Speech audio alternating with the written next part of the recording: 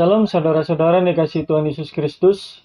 Saat ini kita akan belajar bersama-sama tentang kebenaran firman Tuhan. Namun sebelumnya kita awali dengan doa. Mari kita berdoa. Tuhan, kami bersyukur untuk waktu yang indah ini. Tuhan memberikan kami kesempatan untuk belajar bersama-sama akan kebenaran firman Tuhan. Tuhan pimpin setiap kami yang mendengarkan maupun menyaksikan, dan juga hamba-Mu yang akan menyampaikan. Tuhan boleh memakai keterbatasan hamba-Mu ini menjadi saluran berkat bagi kami semua, supaya ketika kami mendengarkannya, kami boleh mendapatkan pencerahan dari Tuhan, dan kami dapat mengetahui apa yang menjadi kehendak Tuhan, sehingga segala sesuatu yang kami lakukan semua untuk kemuliaan nama Tuhan. Terpujilah nama-Mu Tuhan, di dalam nama Tuhan Yesus Kristus kami sudah berdoa dan bersyukur. Amin. Firman Tuhan yang akan kita pelajari bersama-sama di kesempatan ini terdapat di dalam surat Efesus pasal yang kedua, ayat yang pertama sampai yang ke-10. Saya akan membacakannya bagi kita semua. Kamu dahulu sudah mati karena pelanggaran-pelanggaran dan dosa-dosamu. Kamu hidup di dalamnya karena kamu mengikuti jalan dunia ini. Karena kamu mentaati penguasa kerajaan angkasa, yaitu roh yang sekarang sedang bekerja di antara orang-orang durhaka. Sebenarnya dahulu kami semua juga terhitung di antara mereka, ketika kami hidup di dalam hawa nafsu daging, dan menurut kehendak daging dan pikiran kami yang jahat.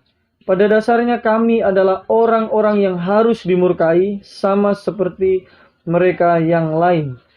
Tetapi Allah yang kaya dengan rahmat, oleh kasih-Nya yang besar, yang dilimpahkannya kepada kita, telah menghidupkan kita bersama-sama dengan Kristus, sekalipun kita telah mati oleh kesalahan-kesalahan kita. Oleh kasih karunia kamu diselamatkan. Dan di dalam Kristus Yesus Ia telah membangkitkan kita juga, dan memberikan tempat bersama-sama dengan Dia di sorga, supaya pada masa yang akan datang Ia menunjukkan kepada kita kekayaan kasih karunia yang berlimpah-limpah sesuai dengan kebaikannya terhadap kita dalam Kristus Yesus. Sebab karena kasih karunia kamu diselamatkan oleh iman, itu bukan usahamu, tetapi pemberian Allah. Itu bukan hasil usaha pekerjaanmu. Jangan ada orang yang memegahkan diri. Karena kita ini buatan Allah, diciptakan dalam Kristus Yesus untuk melakukan pekerjaan baik yang dipersiapkan Allah sebelumnya. Ia mau supaya kita hidup di dalamnya. Saudara-saudara yang dikasihi Tuhan Yesus Kristus, pada kesempatan ini saya memberikan tema perenungan kita, yaitu diciptakan untuk pekerjaan yang baik. Saudara-saudara yang dikasihi Tuhan Yesus Kristus, pada dasarnya ketika manusia diciptakan Allah, manusia diciptakan dengan maksud yang baik dan untuk pekerjaan yang baik, yaitu untuk memuliakan dan memuji Allah. Nah, saudara-saudara yang dikasihi Tuhan Yesus Kristus, ketika kita melihat bahwa pada dasarnya Allah menciptakan manusia untuk pekerjaan baik, maka kita tidak boleh memahami baik di sini menurut pandangan manusia. Karena apa yang dipandang manusia baik itu belum tentu baik dipandang oleh Allah. Tetapi kebaikan di sini harus dipahami dari sudut pandang kebaikan Allah sendiri. Apa yang dipandang baik oleh Allah pastilah baik untuk Allah dan juga untuk manusia. Itu sebabnya ketika kita menyadari bahwa manusia diciptakan untuk suatu pekerjaan baik, sudah seharusnya manusia melakukan hal-hal yang baik di hadapan Allah dengan mendengarkan firman-Nya, dengan mentaati segala apa yang diperintahkannya, dan juga dengan sikap yang rendah hati menyadari bahwa dirinya adalah ciptaan dan harus taat kepada Sang Pencipta. Tetapi sayangnya bahwa manusia lebih memilih jalan yang lain. Manusia melanggar, manusia melawan Allah, dan manusia lebih memilih jalan hidupnya sendiri. Dan dengan demikian manusia dikatakan sebagai manusia yang berdosa. Manusia ingin melebihi Allah. Manusia ingin memegahkan dirinya dan tidak mau diatur oleh Allah. Saudara-saudara yang dikasihi Tuhan Yesus Kristus, manusia yang berdosa inilah manusia yang mati. Mati secara rohani. Itulah sebabnya Paulus mengatakan kepada jemaat yang ada di Efesus bahwa kamu dahulu adalah orang-orang yang mati. Mati yang dimaksud bukan mati secara jasmani, tetapi rohani, yaitu terputusnya hubungan antara Allah dengan manusia. Manusia yang mati secara rohani dikatakan sebagai manusia yang telah diperbudak oleh iblis. Manusia yang melakukan banyak sekali pelanggaran di hadapan Allah. Manusia yang tidak lagi berjalan di jalannya Allah. Manusia yang lebih berpusat pada dirinya sendiri. Itu sebabnya di dalam ayat lain dikatakan bahwa manusia sebagai anak-anak iblis atau iblis sebagai bapa dari manusia itu. Artinya manusia lebih memilih jalan yang ditunjukkan iblis daripada jalan yang ditunjukkan oleh Allah itu sendiri. Manusia telah diperbudak oleh iblis dan manusia sendiri telah menyediakan dirinya untuk mau diperbudak oleh iblis. Nah, saudara-saudara yang dikasihi Tuhan Yesus Kristus, sesuai dengan kenyataan yang terjadi, yang telah kita lihat di dalam kehidupan ini, manusia telah hidup di dalam dosa. Manusia telah hidup di dalam kematian.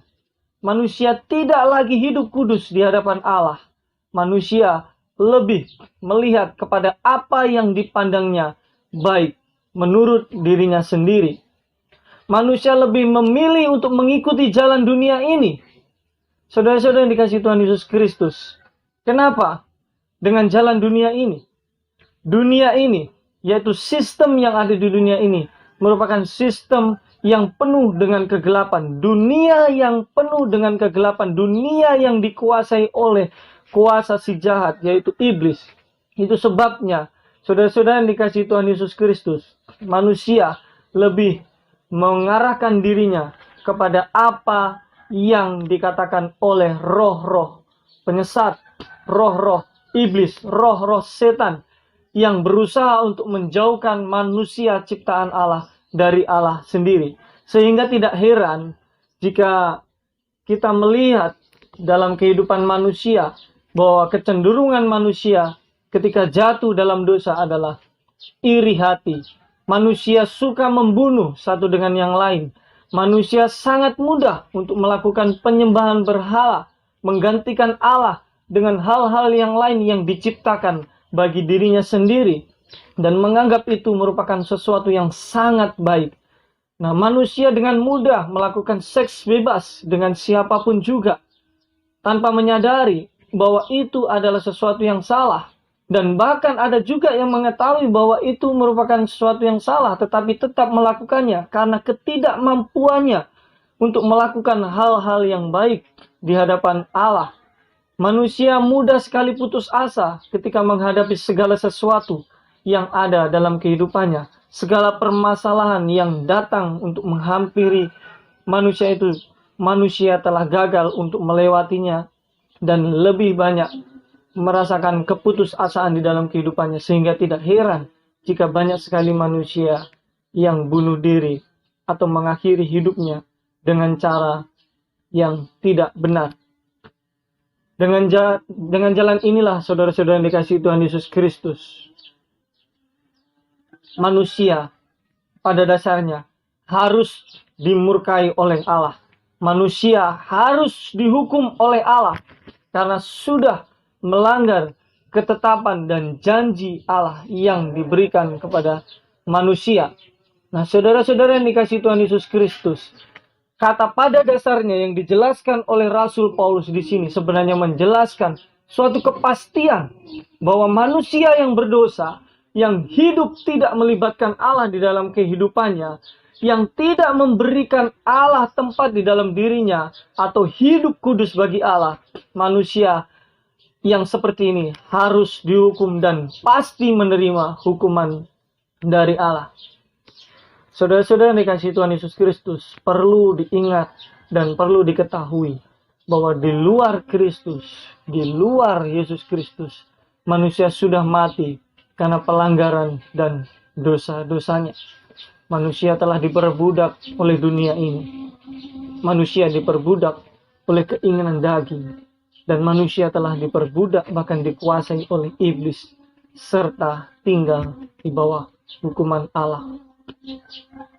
Nah, manusia yang berdosa inilah manusia yang sebenarnya juga berusaha untuk melakukan hal-hal yang baik di dalam dirinya. Tetapi hal-hal yang baik yang dilakukan oleh manusia ini adalah hal-hal yang baik yang berpusat pada dirinya sendiri, tanpa menyadari bahwa manusia diciptakan untuk melakukan pekerjaan-pekerjaan baik di dalam Yesus Kristus, yaitu untuk Allah dan bukan untuk dirinya sendiri. Manusia yang berdosa telah mencari jalannya sendiri untuk melakukan hal-hal yang baik supaya diperkenan oleh Allah, supaya diselamatkan oleh Allah. Saudara-saudara dikasihi Tuhan Yesus Kristus, dengan jalan ini manusia membuat suatu jalan, yaitu melalui agama.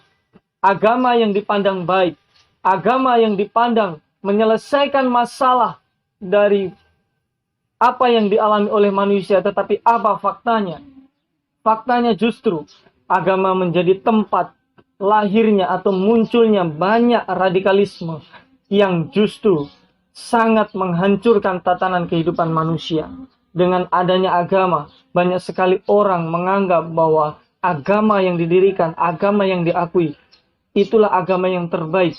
Sehingga ketika orang merendahkan satu sama lain agama, maka terjadilah percekcokan dan bahkan tidak dipungkiri bahwa banyak sekali juga terjadi pertengkaran, bahkan saling membunuh satu dengan yang lain oleh karena agama. Mungkin manusia menganggap ini adalah jalan yang terbaik. Agama adalah jalan yang terbaik. Nah, tetapi perlu diingat bahwa kekristenan bukanlah suatu kepercayaan yang didirikan atas dasar agama. Memang agama di sini merupakan suatu bagian dalam kekristenan, tetapi kekristenan bukan didirikan atas dasar agama. Bukan manusia yang menyelamatkan dirinya sendiri, tetapi Allah lah yang berprakarsa atas penyelamatan hidup manusia.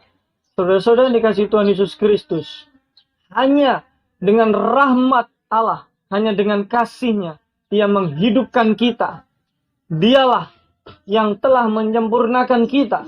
Dialah yang telah melakukan pekerjaan yang baik di dalam kehidupan kita, sehingga kita juga dapat melakukan pekerjaan yang baik. Saudara-saudara yang dikasihi Tuhan Yesus Kristus, atas rahmat dan kasih-Nya, yaitu kasih Allah, Dia melalui firman-Nya telah menjadi manusia, datang ke dunia untuk menebus dosa manusia. Dia merendahkan dirinya sepenuhnya. Dia saat sampai mati, Dia selama hidupnya tidak berdosa. Dialah Yesus Kristus. Dialah sebagai jalan satu-satunya. Dialah kebenaran satu-satunya. Dialah yang hidup dan memberikan kehidupan bagi manusia. Artinya hanya Dia, yaitu Allah, ya, firman yang menjadi manusia, yang hidup dengan suci, yang dapat menyelamatkan manusia dari kuasa dosa, manusia dari kuasa iblis, manusia dari hukuman yang kekal. Saudara-saudara dikasihi Tuhan Yesus Kristus, di dalam ayat 5 telah dijelaskan bahwa Allah telah menghidupkan kita, Dia telah membangkitkan kita, Dia telah memberikan tempat bagi kita di dalam kerajaan surga. Inilah cara Allah menyelamatkan kita. Dia menghidupkan kita dari tidak adanya pengharapan di dalam kehidupan kita. Dia telah membangkitkan semangat kita untuk terus berjuang, untuk terus melakukan yang baik, tetapi bukan supaya kita diselamatkan, tetapi oleh karena keselamatan itu telah disediakan oleh Allah bagi kita di dalam dan melalui Yesus Kristus. Nah, dengan jalan yang demikian, Dia telah memberikan tempat bagi kita di surga bersama-sama dengan Kristus. Artinya, ketika kita satu dengan Kristus, ketika kita percaya dengan Kristus Yesus sebagai satu-satunya Tuhan dan Juru Selamat kita, maka kepastian keselamatan, pengharapan yang kekal, itu akan kita terima dan akan kita alami bersama-sama dengan Kristus kelak di dalam kerajaan surga. Saudara-saudara yang dikasihi Tuhan Yesus Kristus, sangat jelas di dalam kitab Efesus ini secara khusus pasal 2 ayat yang ke-8 dan 9 dikatakan di sana bahwa sebab karena kasih karunia kamu diselamatkan oleh iman, itu bukan hasil usahamu tetapi pemberian Allah. Itu bukan hasil pekerjaanmu. Jangan ada orang yang memegahkan diri. Saudara-saudara yang dikasihi Tuhan Yesus Kristus, di sini jelas bahwa ketika kita diselamatkan, bukan karena usaha baik kita, bukan karena amal baik kita. Orang-orang di luar sana berusaha untuk memperoleh keselamatan itu dengan mengusahakan semaksimal mungkin bagaimana mereka dapat hidup dengan baik, supaya hidupnya diperkenan oleh Allah. Mereka banyak sekali melakukan pekerjaan baik, tetapi mereka melakukannya supaya mereka diselamatkan, supaya mereka mendapatkan tempat atau bagian bersama-sama dengan Allah di dalam kerajaan surga. Berbeda dengan kekristenan, perbuatan baik, usaha untuk melakukan yang baik, bukanlah suatu cara supaya orang Kristen itu dapat diselamatkan. Tetapi pekerjaan baik, perbuatan baik, itu merupakan akibat dari karya keselamatan yang Allah berikan di dalam kehidupan kita. Perbuatan baik, tindakan yang baik merupakan tindakan ucapan syukur kita. Karena oleh kehadiran Dia, yaitu Sang Juru Selamat kita ke dunia ini, yang menebus dosa kita, yang bangkit mengalahkan kuasa maut, yang memberikan kemenangan yang kekal bagi kita. Dengan jalan itulah kita meresponinya dengan ucapan syukur kita, yaitu dengan pekerjaan-pekerjaan yang baik yang telah Allah berikan bagi kita, yang telah Allah maksudkan di dalam hidup manusia sesuai dengan tujuan semula ketika Allah menciptakan. Inilah yang dijelaskan di dalam ayat yang ke-10. Karena kita ini buatan Allah, diciptakan dalam Kristus Yesus untuk melakukan pekerjaan baik yang dipersiapkan Allah sebelumnya. Ia mau supaya kita hidup di dalamnya. Yesus Kristus datang ke dunia untuk mengembalikan tatanan hidup yang telah dirusak oleh manusia oleh karena pelanggaran dan dosa manusia, supaya manusia dapat melakukan pekerjaan baik sebagaimana yang telah Allah kehendaki semula ketika Allah menciptakan manusia. Itu sebabnya saudara-saudara dikasihi Tuhan Yesus Kristus, sebagai orang yang percaya, ketika kita diselamatkan oleh Yesus Kristus, bukan berarti kita tidak perlu untuk melakukan pekerjaan baik. Pekerjaan baik perlu kita lakukan, namun pekerjaan baik yang kita lakukan bukan untuk supaya kita diselamatkan, tetapi karena kita sudah diselamatkan, dan itu sebagai ucapan syukur di dalam kehidupan kita. Biarlah kita sebagai orang-orang percaya yang sudah diselamatkan dapat melihat kembali kebenaran yang sesungguhnya. Kita dapat menyadari sebagai ciptaan yang telah diciptakan untuk melakukan pekerjaan baik. Dan biarlah kita juga senantiasa setia untuk mengerjakan pekerjaan yang baik, yaitu mengerjakan keselamatan kita, supaya hidup kita berdampak dan menjadi berkat bagi banyak orang, dan melalui hidup kita banyak orang mengenal Kristus, banyak orang diselamatkan dan mau datang kepada Kristus. Biarlah firman Tuhan ini menjadi berkat bagi kita semua. Mari kita berdoa. Tuhan, kami bersyukur untuk firman Tuhan yang mengingatkan kami kembali akan kehidupan kami yang dulunya telah rusak, yang tidak mampu untuk melakukan pekerjaan-pekerjaan baik yang Allah maksudkan dalam kehidupan kami. Tetapi oleh karena kasih karunia, Engkau datang ke dunia sebagai teladan bagi hidup kami, bagaimana kami harus berbuat baik sesuai dengan rencana dan ketetapan yang Tuhan tetapkan bagi kami sejak semula. Biarlah hidup kami berdampak, hidup kami menjadi saksi bagi banyak orang, dan banyak orang mengenal Kristus melalui hidup kami, melalui pekerjaan baik yang kami lakukan di hadapan Tuhan. Tuhan, inilah doa dan ucapan syukur kami, demi nama Kristus Yesus, Allah kami yang hidup, kami berdoa. Amin.